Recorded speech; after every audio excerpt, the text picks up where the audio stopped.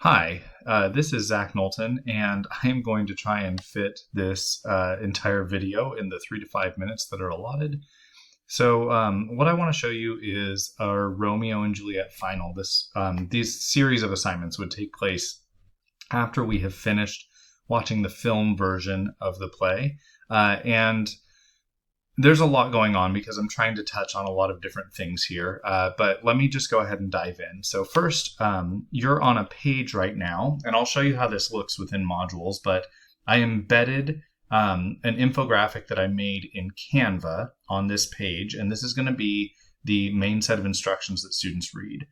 They are going to be able to access these assignments just through modules, but my intent is for them to come here first and be linking out from this set of instructions. That's why I've got read first in big, bold letters right there. So as they scroll down, they're going to see that we've got our Romeo and Juliet final project. And then it's going to be broken down into 3 distinct steps. So our first step is to reflect on the ending. This is a discussion forum in Canvas. That's where this links out to.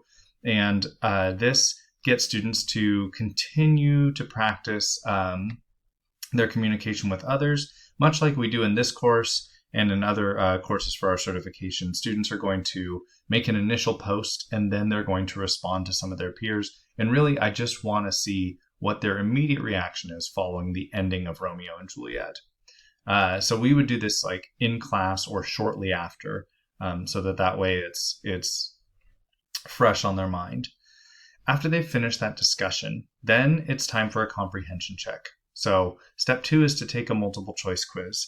Now, I use this not so much as a way to provide assessment. That's going to come in my next step, but more as a way to do a comprehension check for students and to allow them the chance to revisit some things they may have forgotten along the way because we would have spent a couple weeks going through Romeo and Juliet. So they can take the multiple choice quiz as many times as they need. And then when we hop over to modules, what you'll see is that I'm requiring they get at least a B- to move on, but they can keep on taking it. I don't show them what the right answers are. I do show them what wrong answers they got after each attempt. Ideally, everyone's going to pass it their first time, but if they don't, then this is a chance for them to say, oh, wait, which character was it that did that? Which character was it that did this other thing? So they would link out here. And then as we keep going down, we finally got to step 3, and this is where assessment comes in for me. So students are going to choose 2 of the colored bubbles from below, and that's what they need for full credit, or they can complete all 3 if they want to get extra credit. So you can see there's a green bubble here, and then a blue, and then a yellow bubble here. And I like providing choice for a number of reasons, but one, it allows students to complete the assignments that they're most comfortable with. It also allows for students to kind of play to their own strengths when it comes to assessment. So you can see that this top one is again kind of hitting on communication and collaboration. So they're going to be recording a Flipgrid video where they talk about whether they think Shakespeare's characters act and behave authentically. This will follow up on something we would have done in class earlier. So do we know people like these characters, or are they more like archetypes? Are they round or flat characters? All those questions come into play. This is going to be a public space. Although they're not going to be required to reply to each other, they are going to be able to see their peers' videos. So just like the discussion up above, this is a chance for them to practice that sort of communication piece that comes with this digital citizenship.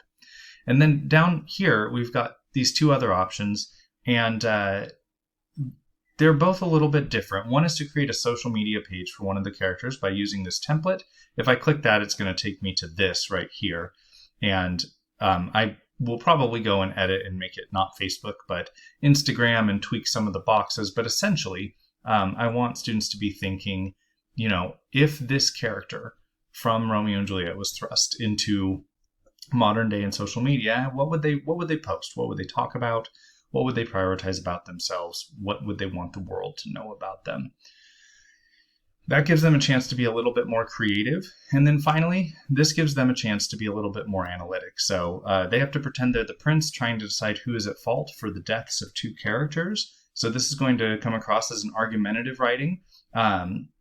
And I don't have this template handy, but essentially they would go through and they would try to prove their case for why they chose the punishment or repercussions that they did. All right.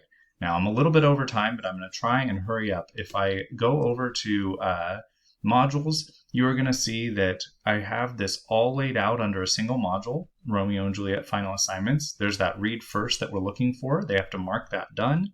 The ending discussion, they need to contribute. And then, of course, Romeo and Juliet multiple choice quiz, they need to get 24 out of 30. They need to get at least a B.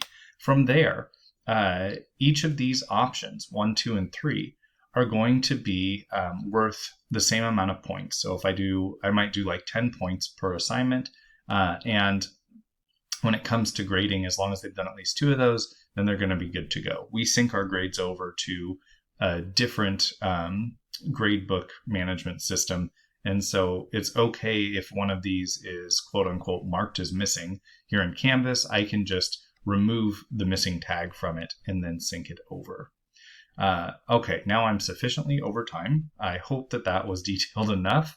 Thank you and goodbye.